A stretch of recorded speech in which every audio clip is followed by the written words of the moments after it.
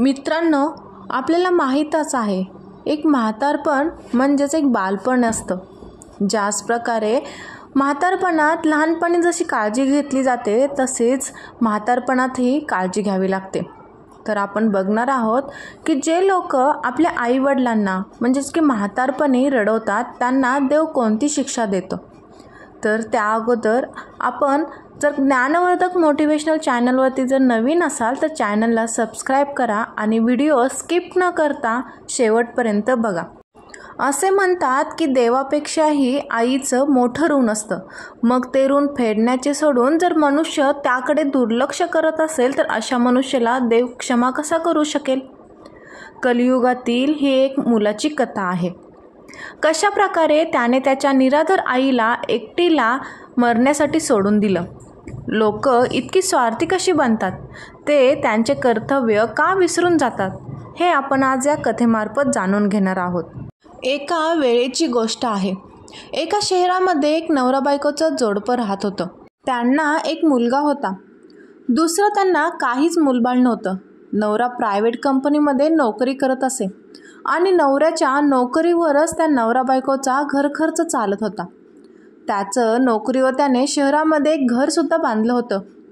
खूपच आनंदाने ते तिघं जीवन जगत होते. असं म्हणतात ना, जेव्हा काळाचा आघात बसतो तेव्हा त्याला कोणीही थांबवू शकत नाही. हळूहळू वेळ व्यतीत होत चालला होता. एक दिवस असा आला की त्या स्त्रीच्या नवऱ्याचा देहांत झाला. त्या परिवाराला चालवणारा मुख्य माणूसच हे जग सोडून निघून गेला. असं म्हणतात की मृत्यू हे एक अटळ सत्य आहे. एक ना एक दिवस हे सर्वांना येणारच आहे. परंतु मृत्यू अशा वेळेवर येत असतो तेव्हा खूप जास्त दुःख होतं.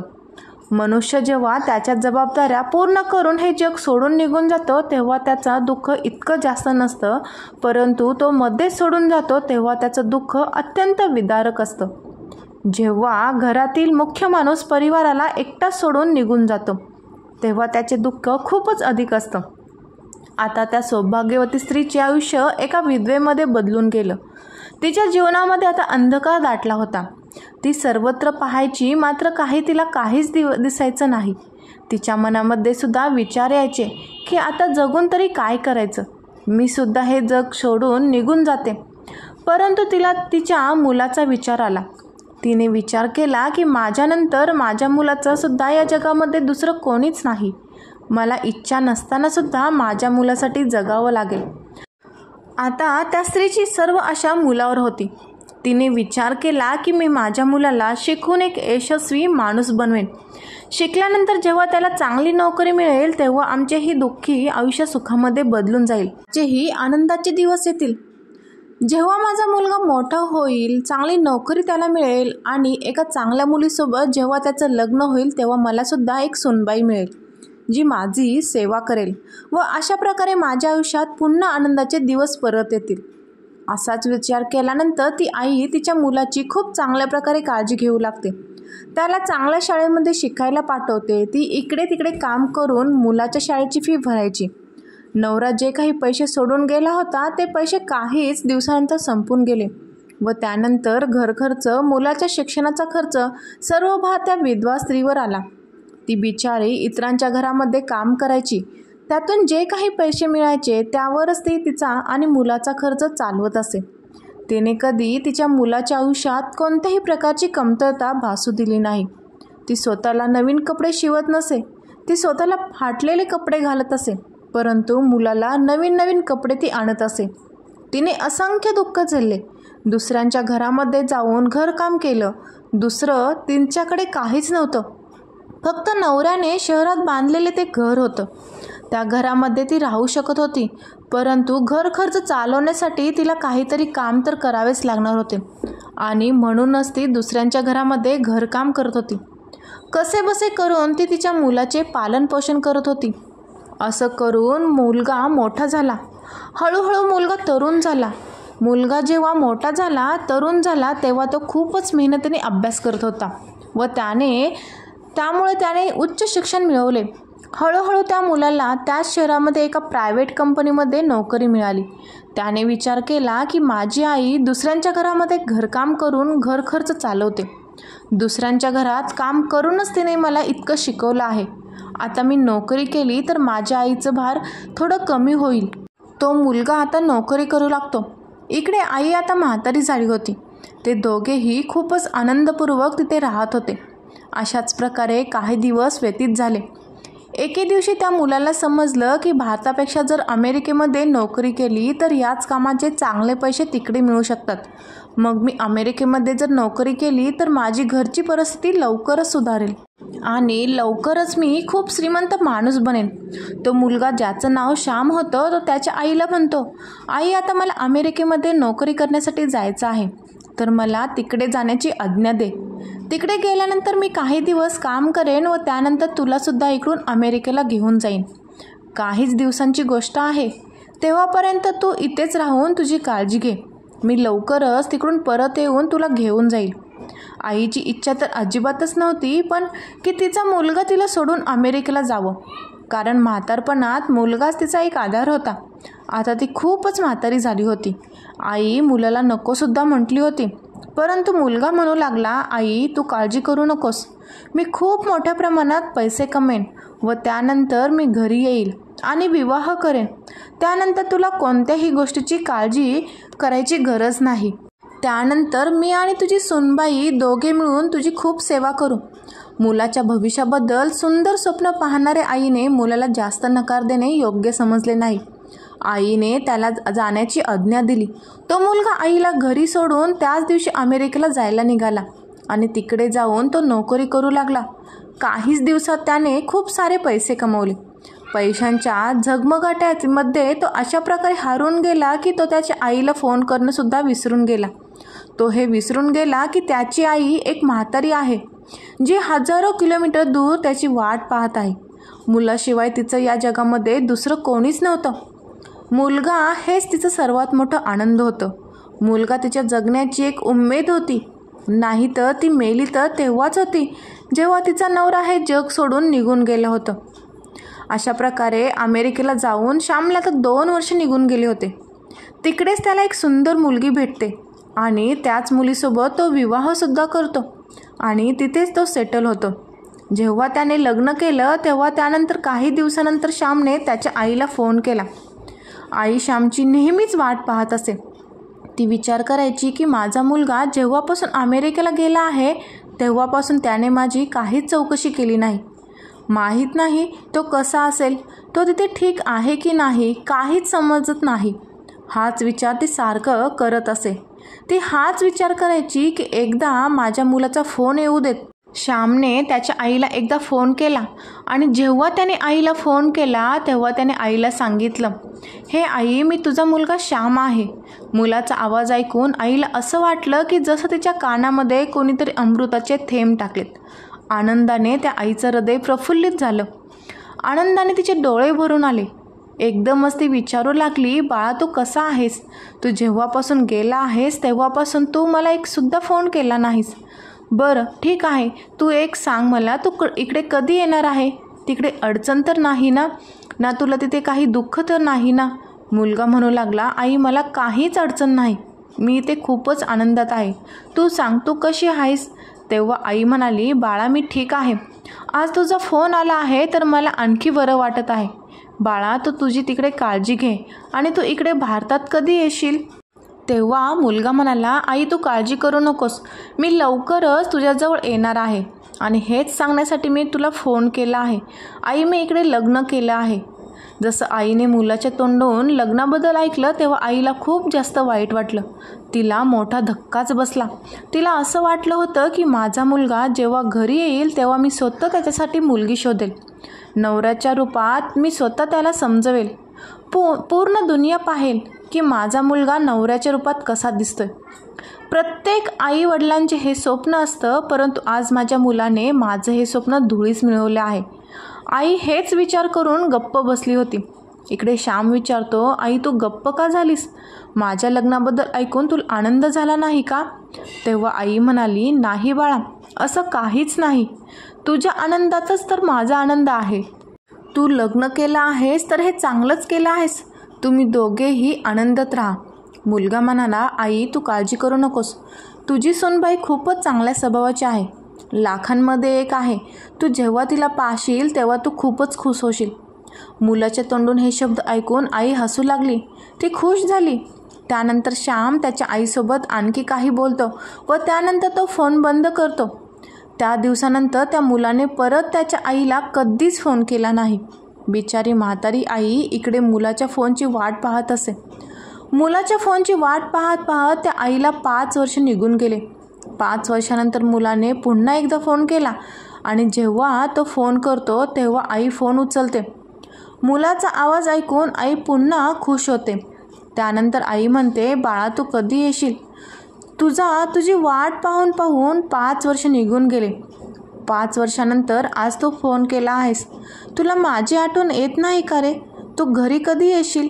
मी रोजच्या रोज तुझी वाट पाहत असते.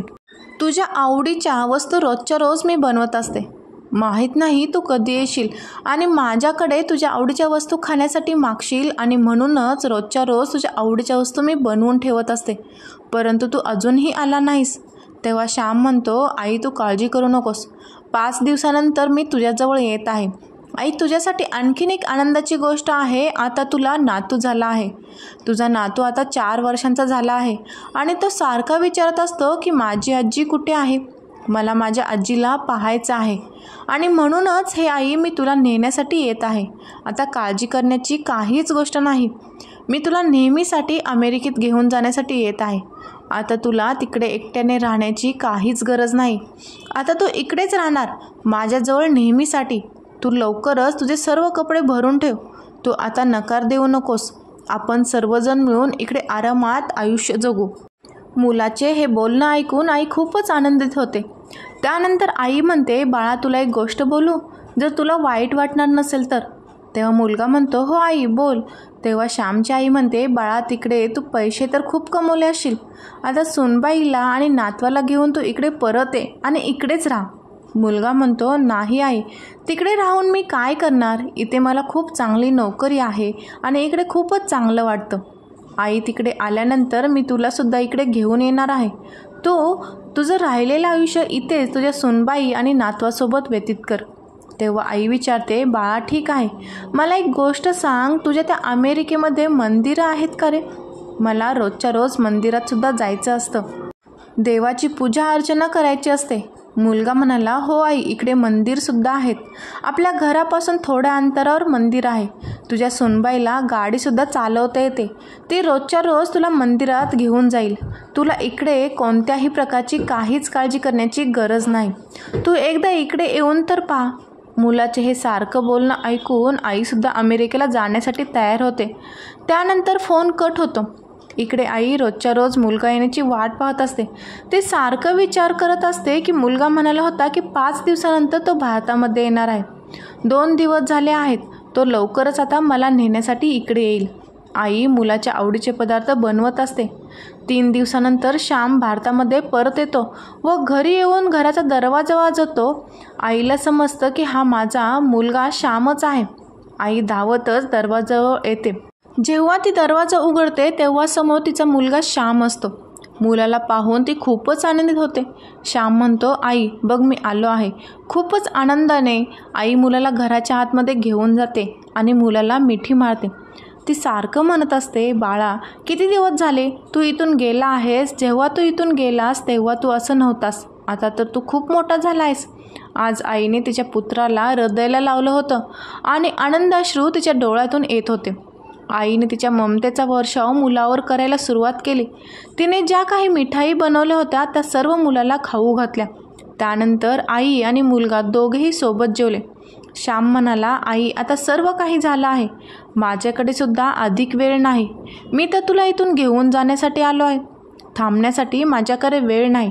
तू लवकर तयार हो. तेव्हापर्यंत मी कुठल्या तरी प्रॉपर्टी डीलरकडे जातो आणि हे घर विकण्याबद्दल बोलून येतो. जेव्हा आईने मुलाच्या तोंडून घर विकण्याबद्दल ऐकलं तेव्हा आईच्या हृदयावर एक मोठा आघात झाला.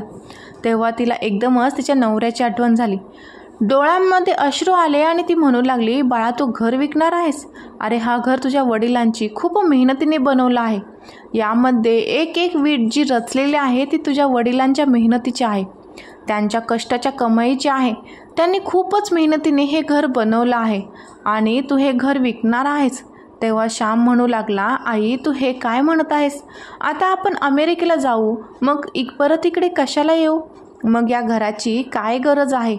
आपण गेल्यानंतर या घराची काळजी कोण घेणार आहे? आपल्याला या देशामध्ये राहायचं नाही, मग इथे हे घर ठेवून तरी काय फायदा? म्हणूनच आपण हे घर विकूयात आणि जे काही पैसे मिळतील ते पैसे घेऊन आपण अमेरिकेला जाऊ. त्यानंतर त्या आईने विचार केला, मुलगा ठीकच तर म्हणत आहे. जर परत यायचंच नाही, मग हे घर इथे ठेवून तरी काय करायचं? या घराची काळजी कोण घेणार? हाच विचार करून आईसुद्धा घर विकण्यासाठी तयार होते. आई म्हणाली, बाळा तुझी जशी इच्छा आहे तसं तू कर. आईच्या डोळ्यातून अश्रू निघत होते, परंतु तिने काळजावर दगड ठेवून मुलाला होकार दिला. मुलगा प्रॉपर्टी डीलरकडे जातो आणि इकडे त्या आईच्या डोळ्यातून अश्रू पडत होते. घराला हात लावून भिंतीवर हात फिरवून ती सारखा विचार करत होती की माझ्या नवऱ्याने खूपच मेहनतीने हे घर बांधलं आहे. हाच विचार करून तिच्या डोळ्यातून सारखे अश्रू टपकत होते.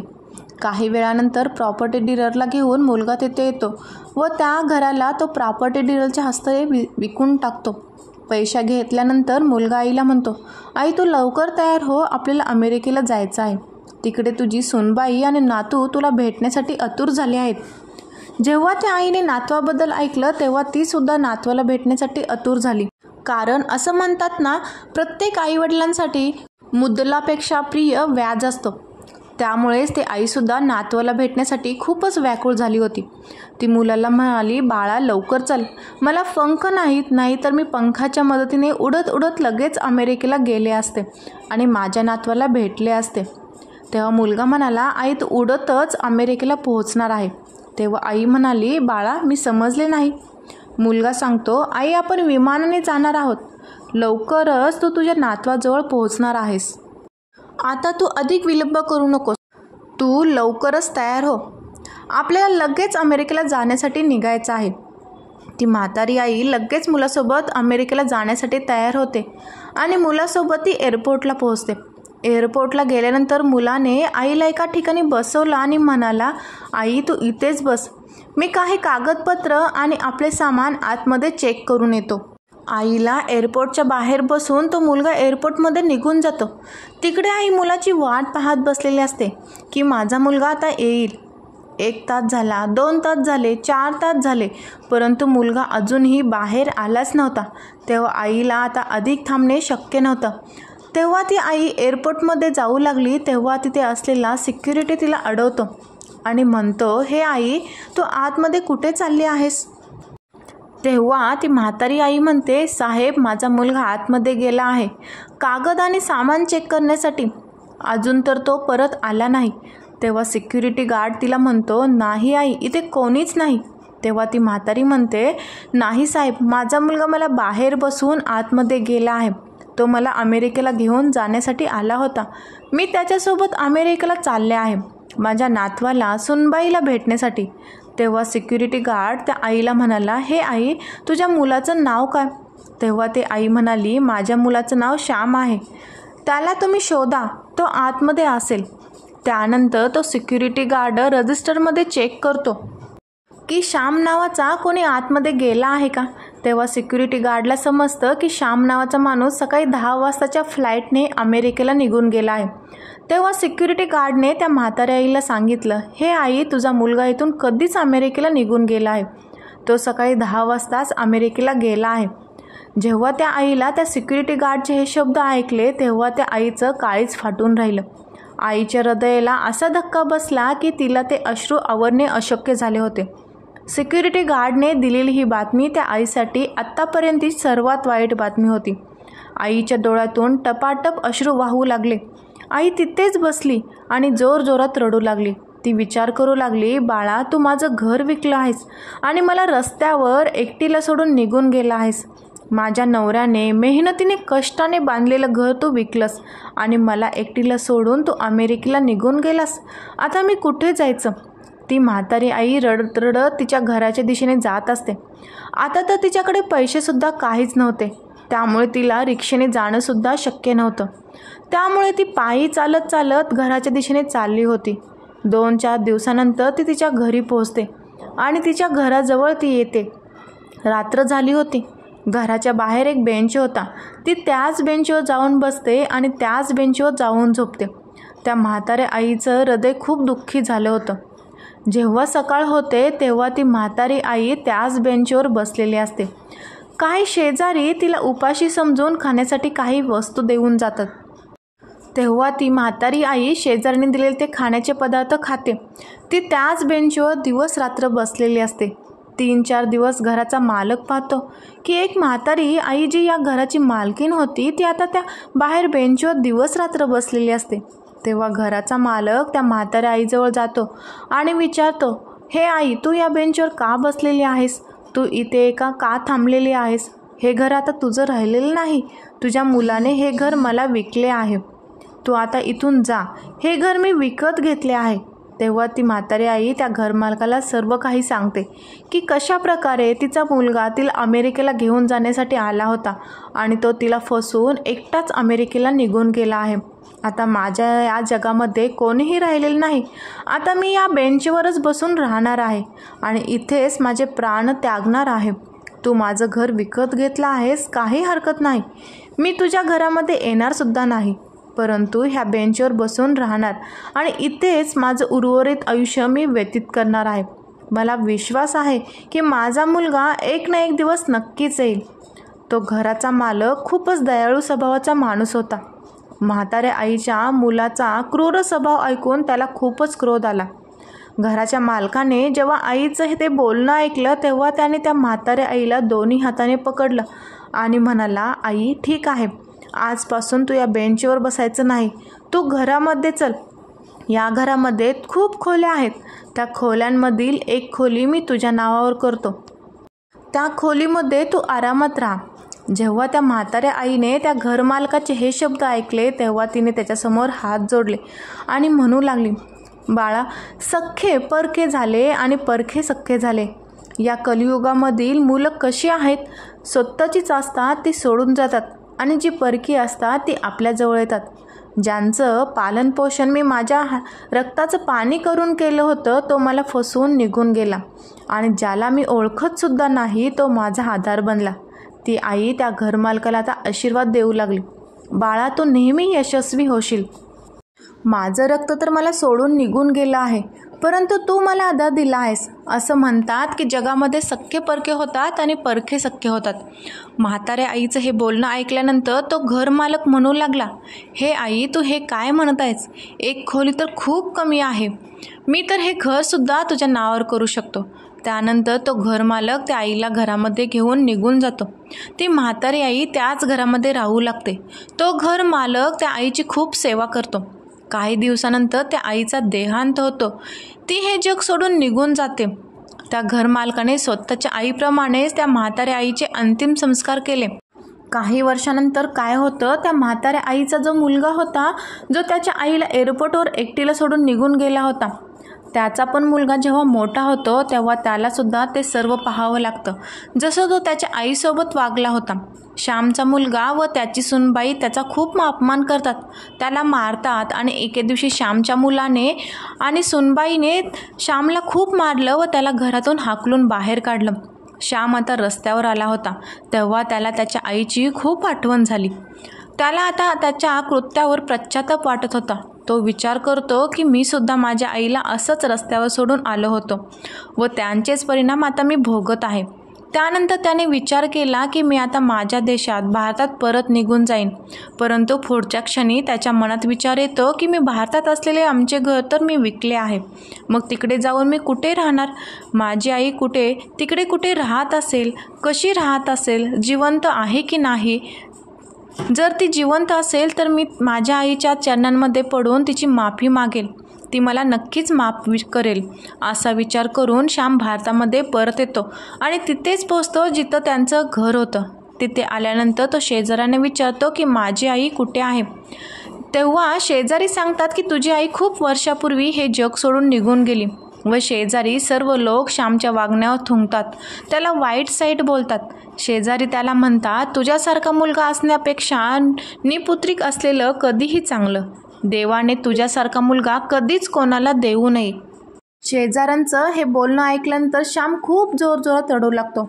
आता त्याच्या आयुष्यात रडण्याशिवाय दुसरं काहीच शिल्लक राहिलेलं नव्हतं. ही गोष्ट खरी आहे की जे पण लोक त्यांच्या आईवडिलांना रडवतात ते आयुष्यात कधीच सुखी राहत नाहीत. असं म्हणतात की आईवडिलांसोबत भांडा, रागवा, परंतु आईवडिलांना सोडून कधीच जाऊ नका. त्यांना कधीच रडवू नका. जर तुम्ही तुमच्या जन्मदात्यालाच रडवत असाल तर तुमच्या आयुष्यात कधीच सुख शांती येणार नाही. तुमची मुलंसुद्धा तुमच्यासोबत कधीच चांगली वागणार नाहीत. ही तर नियती आहे.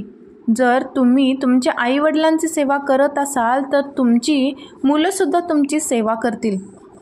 तुम्ही आयुष्यामध्ये कितीही उंच शिखरावर पोहोचा, परंतु मनाच्या कोपऱ्यामध्ये तुमच्या या देवाचे स्थान नेहमी ठेवा.